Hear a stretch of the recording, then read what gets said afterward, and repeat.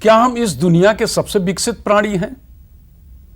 यदि हां, तो वे कौन कौन से पैमाने हैं जिन पर हम ये दावा पेश करते हैं कि हम दुनिया के सर्वश्रेष्ठ प्राणी हैं?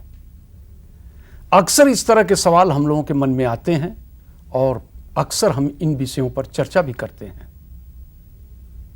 मैं भी इन विषयों पर जब विचार करता हूं तो ये पाता हूं कि वैसे तो बहुत सारे कारण हैं हमारे विकास के, विकसित होने के, लेकिन दो प्रमुख कारणों को मैं काफ़ी महत्व देता हूं।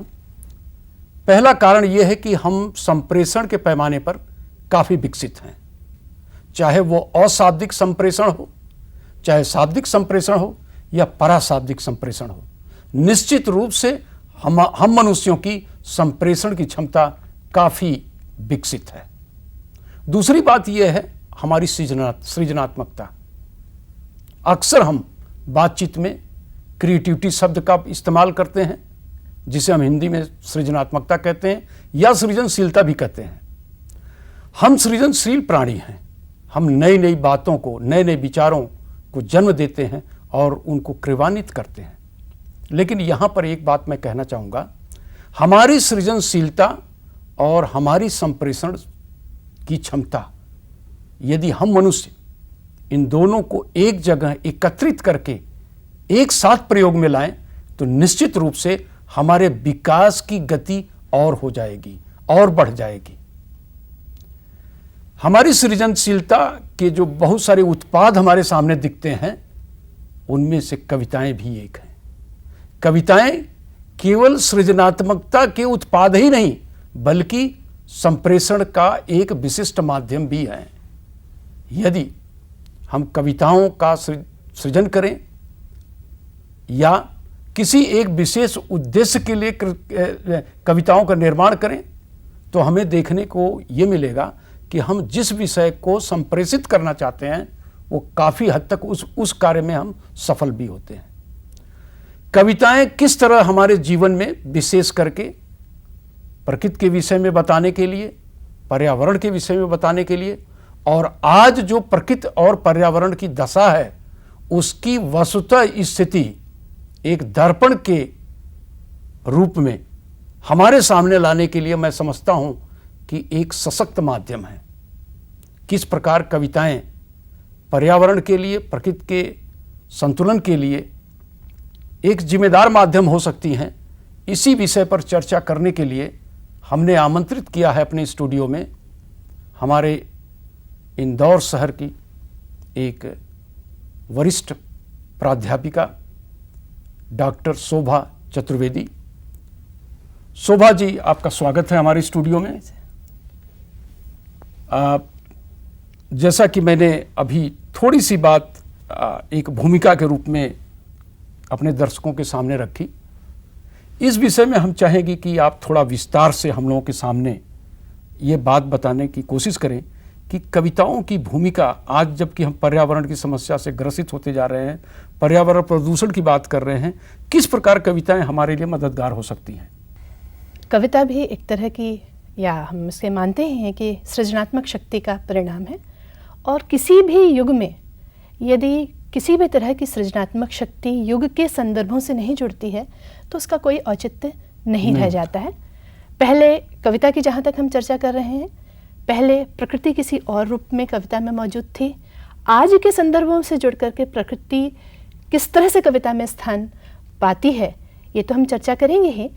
पर मैं, जैसा कि आपने मुझसे पूछा कि मनुष्य का और प्रकृति का आपस में किस तरह का संबंध रहा है, ख़ास तौर से अगर हम पुरातन काल से इस बात को समझने की कोशिश करें, तो मैं इसी मुद्दे पर आना पहले चाहूँगी कि मेरा ये मानना है, और शायद आप भी इस बात से सहमत होंगे, कि इस धरती पर मनुष्य का जन्म जितना पुराना है, शायद उतना ही पुराना है उसका प्रकृति के साथ रिश्ता।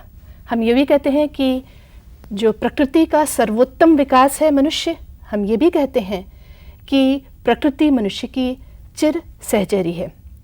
मनुष्य ने हमेशा ये महसूस किया कि प्रकृति के जितने भी उपादान हैं, चाहे वे सूर्य है, चंद्रमा है, नदियाँ हैं, झरने हैं, पशु हैं, पक्षी हैं, फल हैं, फूल हैं, वन है, उपवन है, इन सब से उसका एक अटूट रिश्ता रहा है। क्योंकि उसने हमेशा ये महसूस किया था कि सूर्य जिससे कि उसको जीवन का संचार मिला, अन्न जिससे उसे तृप्ति मिली, पशु पक्षी जो खुशियों का संचार करते हैं, जल जिसने प्यास बुझाई, नदी झरने जो प्यास बुझाने के एक और माध्यम है।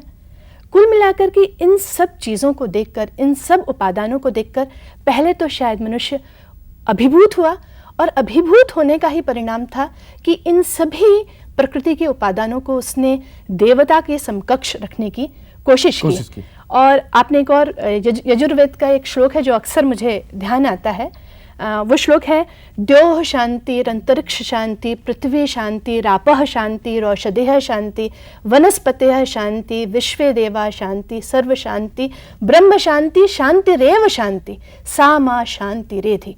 कितनी विराट कामना है, कितनी विराट कल्पना है कि जल, वनस्पतियाँ, औषधियाँ, पृथ्वी, अंतरिक्ष, सबके लिए शांति की कामना है और शांति के लिए भी शांति की कामना है।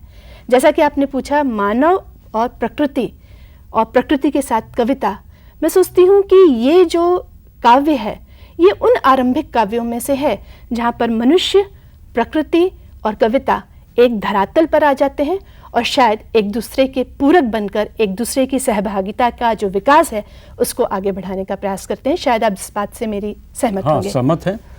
और ये भी आप देखिए, अक्सर लोग कहते हैं क्षितिजल पावक गगन समीर पंच तत्व मिल बना शरीर। जी हाँ, ये देखिए है तो वैज्ञानिक चीज, जो इसका कंटेंट है, जो विषय वस्तु है वैज्ञानिक है, क्षित जल पावक गगन समीरा, ये पंच तत्व हैं।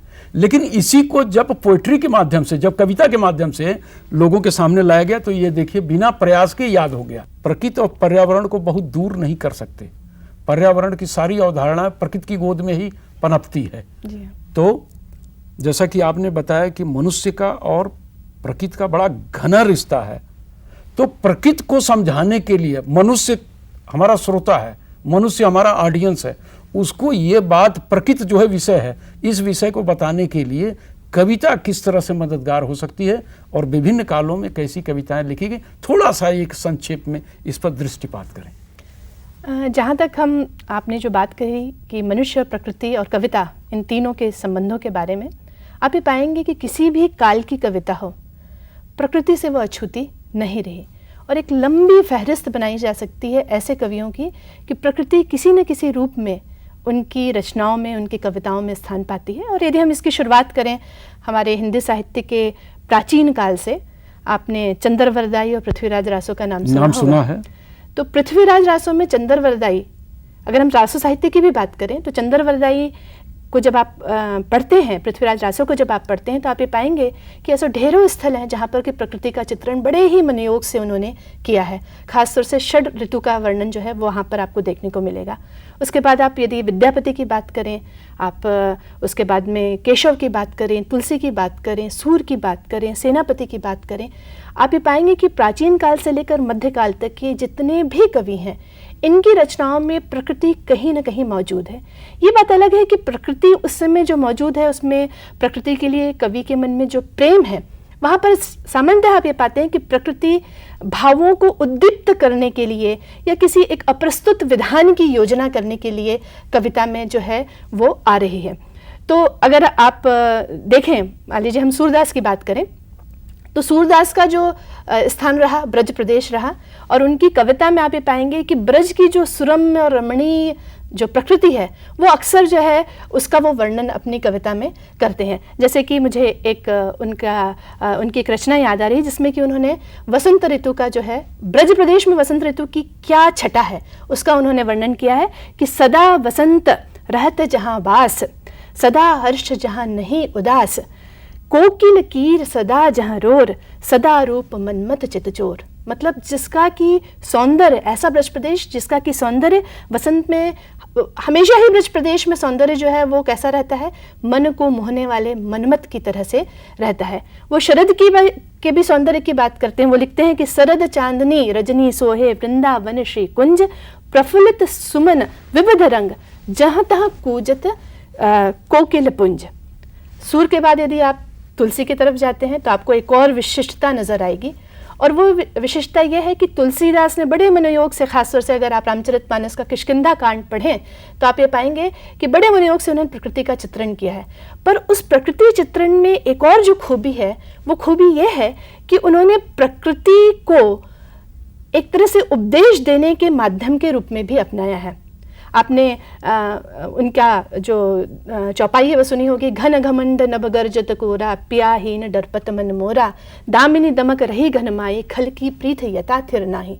जब आकाश में बिजली चमकती है तो तुलसीदास जी कहते हैं कि दरअसल वो जो कुछ सेकंड्स के लिए, कुछ क्षणों के लिए जो बिजली का कौंध करके गायब हो जाना है, वो लगभग वैसा ही है जैसा दुष्ट के साथ यदि हम प्रीति करें, प्रेम करें तो उसमें स्थिरता नहीं आ सकती है। बिल्कुल वैसी ही बात है।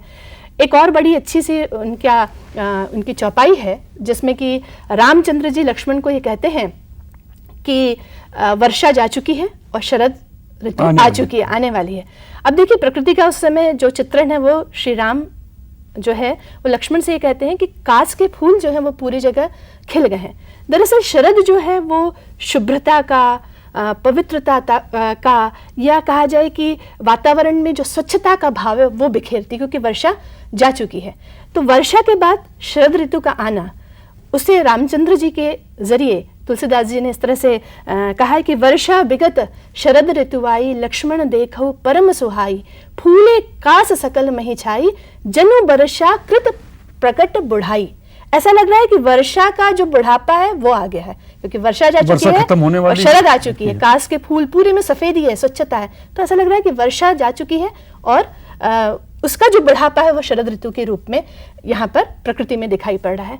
तो आप ऐसा देखेंगे कि तुलसीदास जी की जो खासियत थी वो ये थी कि प्रकृति का चित्रण करते करते वे कुछ न कुछ उपदेश भी जो है वो दे जाते हैं। वो कहते हैं कि बूंद आघात सही गिरी कैसे, खल वचन सही संत जैसे, कि बूंद के आघात को गिरी कैसे सहन करते हैं। वो कहते हैं जैसे खल के वचन को एक संत हृदय ग्रहण करता है, ठीक वही उसी तरह से बूंदों का जो आघात है उसको गिरी सहन करते हैं। आप जब तुलसी की बात के बारे में बात करते हैं तो आप बिहारी को भी नहीं भूल सकते। बिहारी ने भी बड़ा ही प्रकृति का चित्रण, षट ऋतु वर्णन उन्होंने किया है और उनके वसंत ऋतु का वो जो दोहा है वो बहुत ही प्रसिद्ध है। छकी रसाल सौरभ सने, मधुर माधवी गंध, ठौर ठौर झौरत झपत, भौर भौर मधुवंद। भौरों का समूह जो वसंत ऋतु में अलग अलग फूलों पर जो है वो मंडरा रहा है। तो वो कह रहे हैं कि जो आम के रसाल की जो मंजरियां हैं उनकी सुगंध और माधवी की सुगंध से वो मदमत्त हो चुके हैं और यहाँ वहाँ फिर रहे हैं।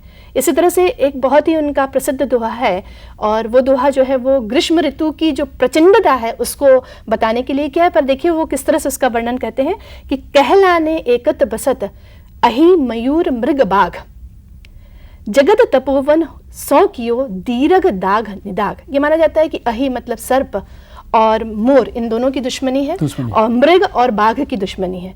तो वो कह रहे हैं कि पर गर्मी इतनी प्रेजेंट है कि बड़े से बड़ा दुश्मन भी, बड़े से बड़ा शत्रु भी अपनी शत्रुता भूल बैठा है और ऐसा लग रहा है कि सारा जो जगत है वो तपोवन के समान हो गया है, क्योंकि अब अहि और मयूर और मृग और बाघ एक साथ यहाँ पर बसते हैं ग्रीष्म की जो दोपहरी है उससे बचने के लिए। तो बड़ा ही खूबसूरत वर्णन है प्रकृति की, बड़ी हृदय स्पर्शी झांकियां इन कवियों ने खींची है।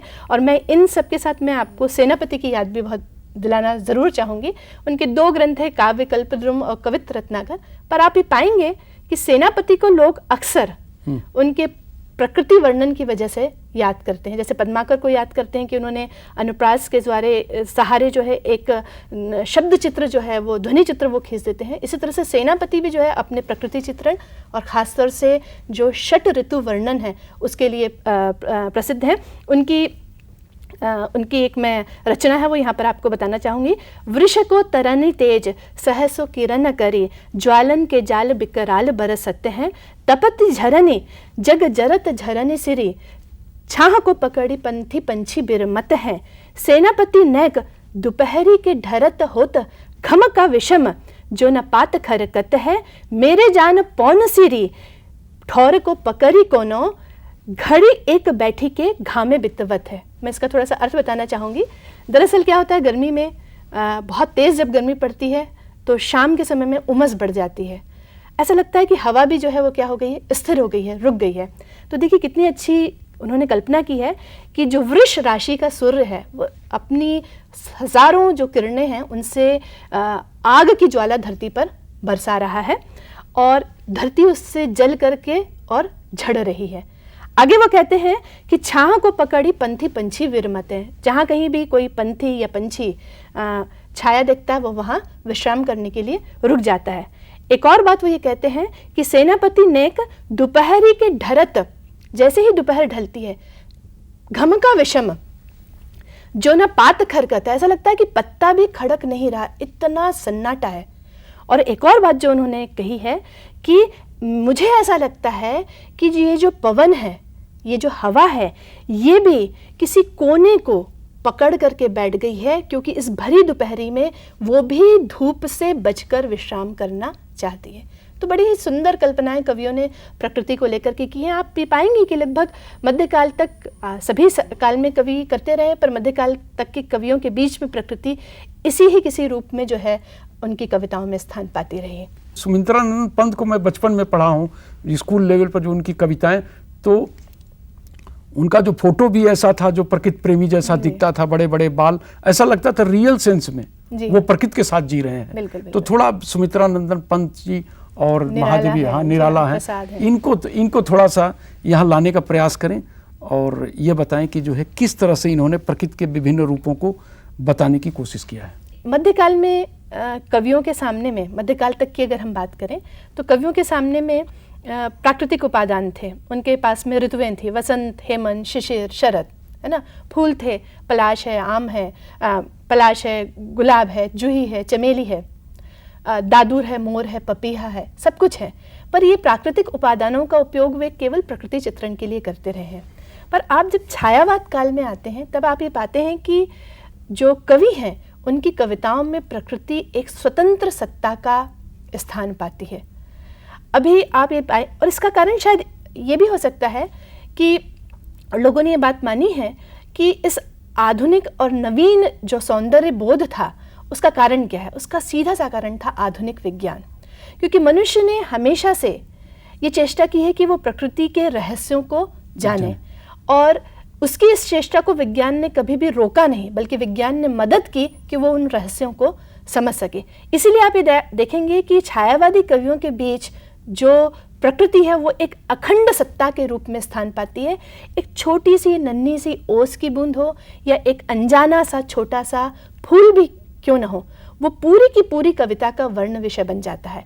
बादल अब केवल संदेश देने का, संदेशवाहक का काम नहीं करते, बल्कि बादल अब क्रांति के और विद्रोह के प्रतीक के रूप में जो है कविता में स्थान पाते हैं। तो आप ये फर्क महसूस करेंगे मध्यकाल से छायावादी काल के कवियों में कि यहाँ पर प्रकृति है तो सही, पर एक भिन्न रूप में, एक स्वतंत्र सत्ता के रूप में। जैसे मैं आपको उदाहरण देना चाहूँगी कि संध्या और जो नशा है यानी कि रात्रि है, ये हमेशा से कवियों की कल्पना को और भी अधिक बढ़ाती रही है और प्रकृति चित्रण में इनका उपयोग होता रहा है।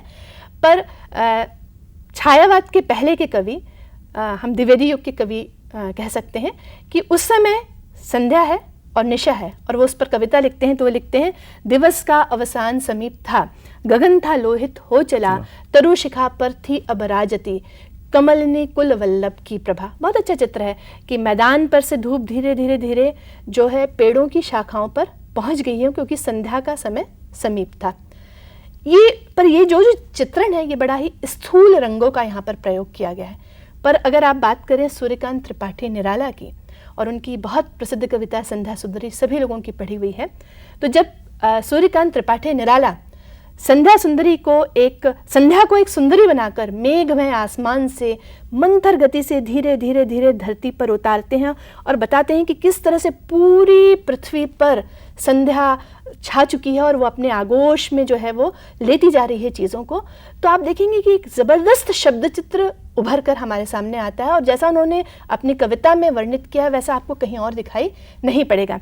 उनकी कविता है, दिवसावसान का समय मेघमय आसमान से उतर रही है, वह संध्या सुंदरी परी सी, धीरे धीरे धीरे तिमिरंचल में चंचलता का कहीं नहीं आभास, मधुर मधुर हैं दोनों उसके अधर, किंतु गंभीर नहीं है उनमें हास विलास, अलस्ता की सी लता किंतु कोमलता की वह कली, सखी नीरवता के कंधे पर डाले बाह, वह अंबर पथ से चली।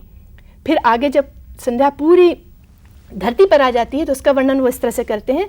सोती शांत सरोवर पर्व उस अमल कमलनी दल में, सौंदर्य गर्विता सरिता के उस अति विस्तृत वक्ष स्थल में, धीर वीर गंभीर शिखर पर हिमगिरी अटल अचल में, उत्ताल तरंगा घात प्रलय घन गर्जन जलधि प्रबल में, क्षिति में जल में नभ में अनिल अनल में, सिर्फ एक अव्यक्त शब्द सा, चुप चुप चुप। अभी देखिए कि शब्दों के द्वारा संध्या में शिथिलता का, नीरवता का, शांति का जो चित्र निराला ने व्यक्त किया है, शायद ऐसा चित्र मैंने कभी और कहीं नहीं पढ़ा। पंत पर वो कहते हैं, गा कोकिल बरसा पावक्कण, नष्ट भ्रष्ट हो जीर्ण पुरातन, गा कोकिल गा मत कर चिंतन, पावक पग धर आए नूतन। निराला दरअसल प्रकृति के चितेरे कवि माने जाते रहे हैं और ये माना जाता रहा है कि जो निराला है, जो सुमित्रा नंदन पंत हैं, वो हमेशा से उनके मन में एक बच्चे की तरह का भाव है प्रकृति के लिए। वो एक जिज्ञासा की दृष्टि रखते हैं कि दरअसल प्रकृति के रहस्य क्या हैं। तो वो जब एक विराट प्रकृति के सामने जब वो चिड़िया को देखते हैं तो वो देखते हैं कि किस तरह से सुबह का आना उसको पता चलता है और अचानक चिड़िया चहचहा उठती है।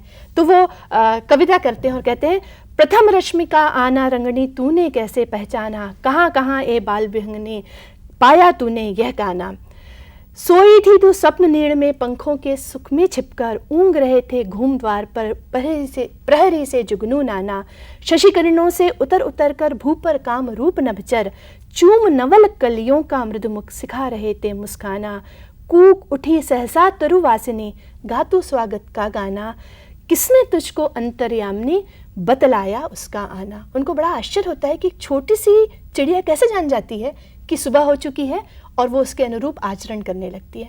तो पंत जो है उनकी तो निश्चित तौर पर उनका तो जो प्रकृति प्रेम था वो पूरे काव्य साहित्य में जो है वो एक अपने आप में मिसाल है।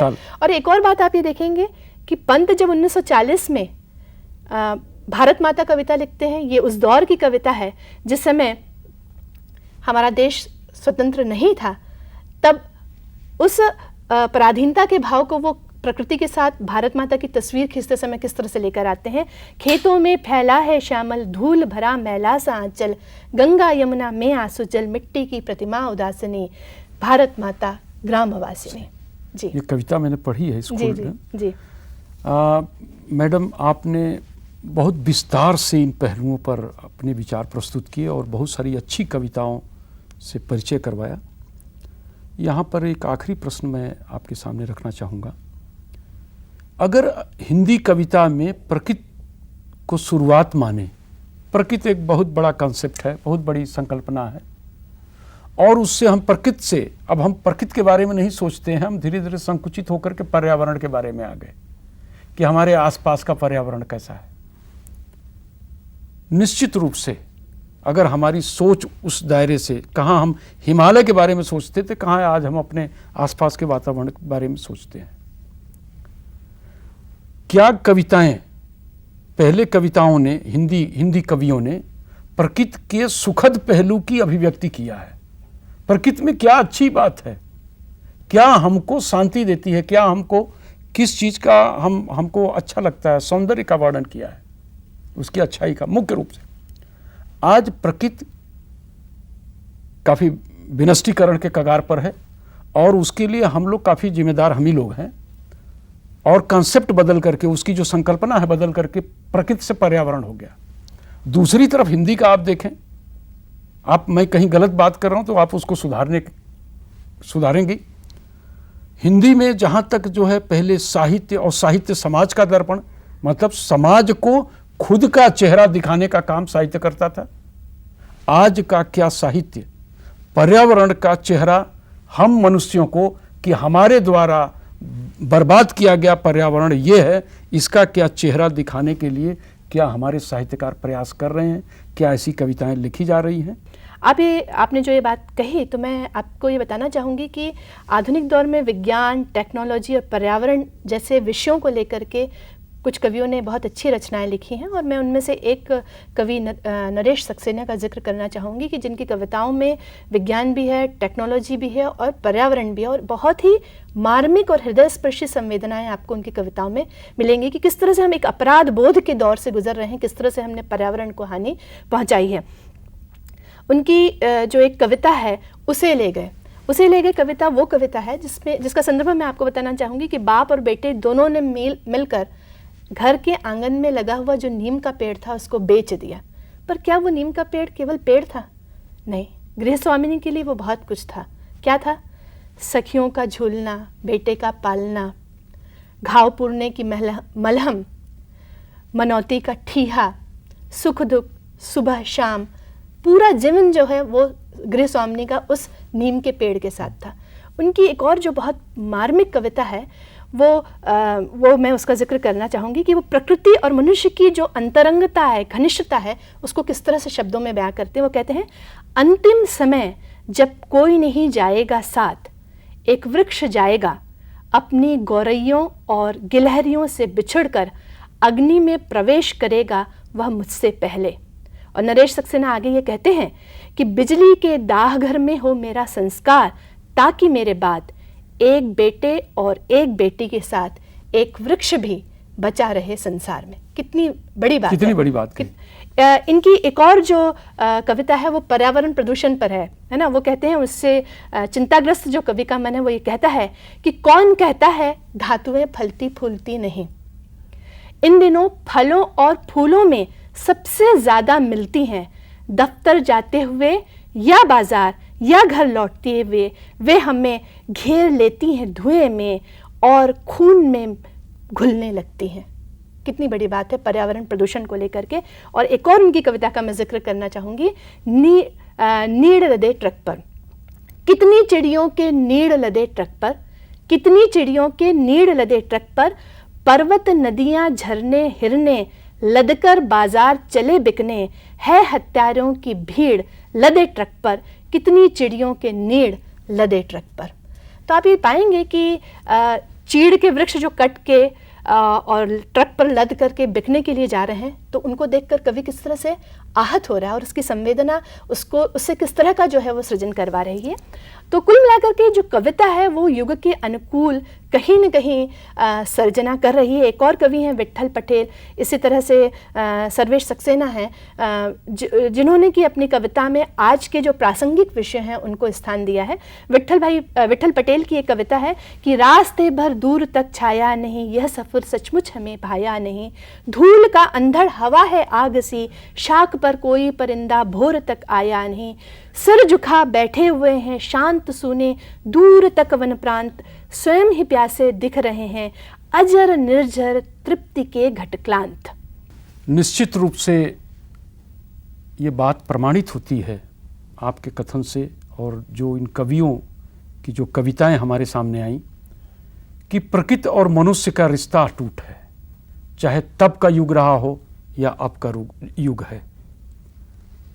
कविताएं समय के साथ बदलती रही हैं और कवियों ने अपनी वाणी के माध्यम से, अपने शब्दों के माध्यम से जो हमारे सामने की जो स्थिति है, हमारी जो दशा है, हमारे प्रकृति की या हमारे पर्यावरण की जो दुर्दशा है, उस पर भी दृष्टिपात किया है।